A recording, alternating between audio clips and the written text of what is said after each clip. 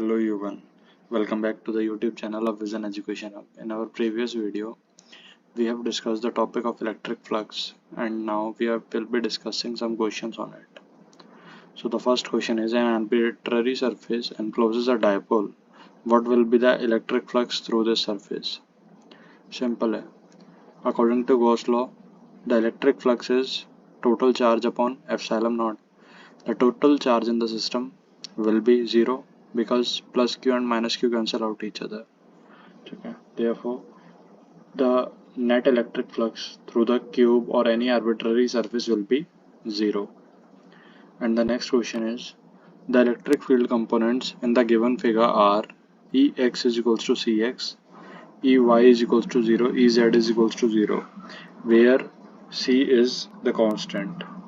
So in the figure we can see कि हम लोगों की जो सरफेस है वो कहाँ पर है और इलेक्ट्रिक फील्ड की डायरेक्शन क्या है.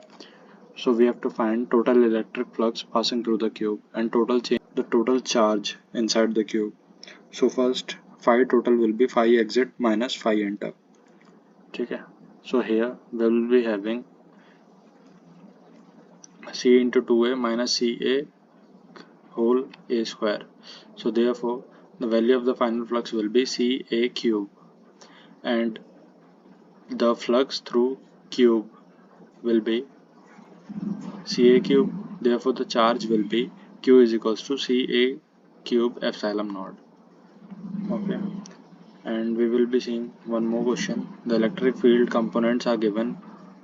Okay, सेम क्वेश्चन है, बस वैल्यूज अलग हैं. सो जब हमने ये वैल्यूज को पुट किया है, so we will be getting out phi total is equals to 4.56 and the total charge is 4 into 10 to the power minus 9 Coulomb. Now the next topic is deduction of Coulomb's law from Gauss law. How we can derive Coulomb's law from the Gauss law statement. According to Gauss law, electric flux passing through any surface will be Q upon epsilon naught, and the surface area of this sphere will be 4 pi r square. Therefore, by definition, phi total is equals to integration of d phi. The value of d phi is E dot ds. So phi total will be E dot ds.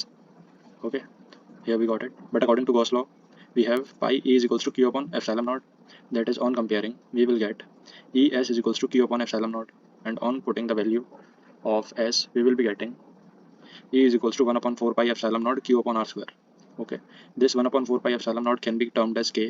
So electric field will be KQ upon r square.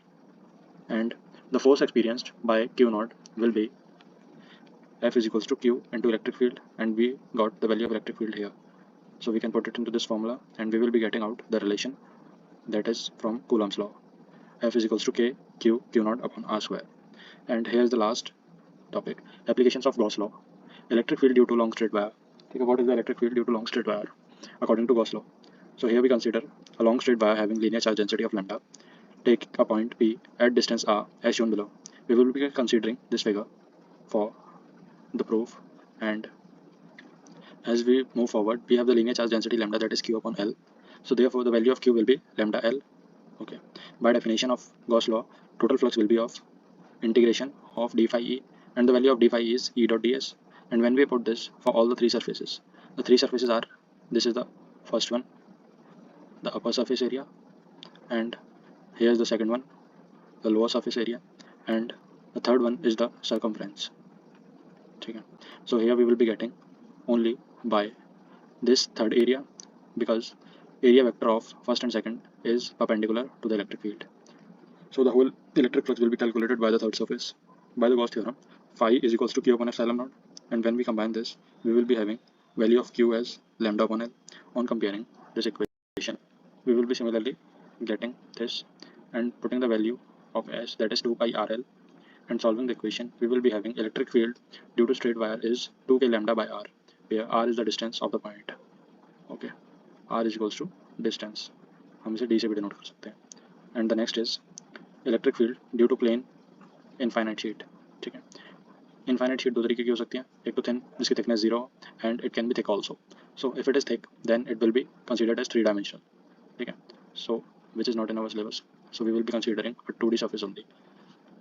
Therefore we consider a thin plate sheet having charge density sigma as shown below.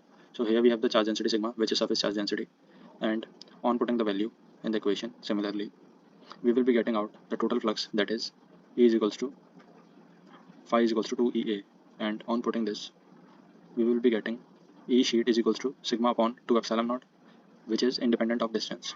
So for the plane sheet, the value of E will be independent of the distance between the sheet and the point. And the last one is electric field due to spherical shell, which is hollow sphere.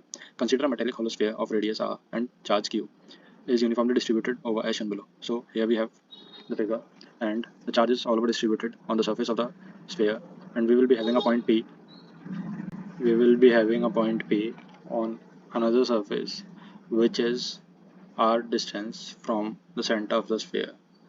And by definition, similarly we will be putting the value of s and calculating the value of phi e, and comparing it with Gauss law, we will be getting out the value of E is kq upon r square, okay, which is outside the surface.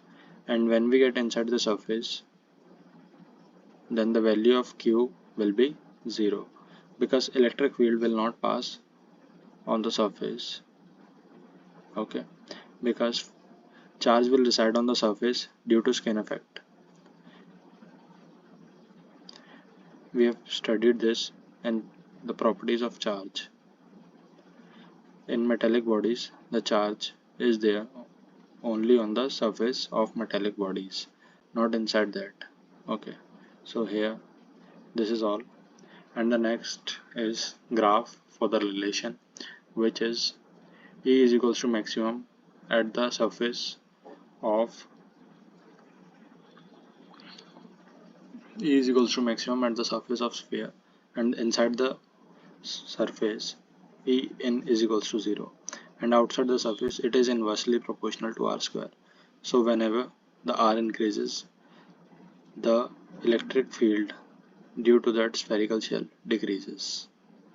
So this is all for today's video. If you liked the video, please subscribe the channel, and we will be right back with our another video soon.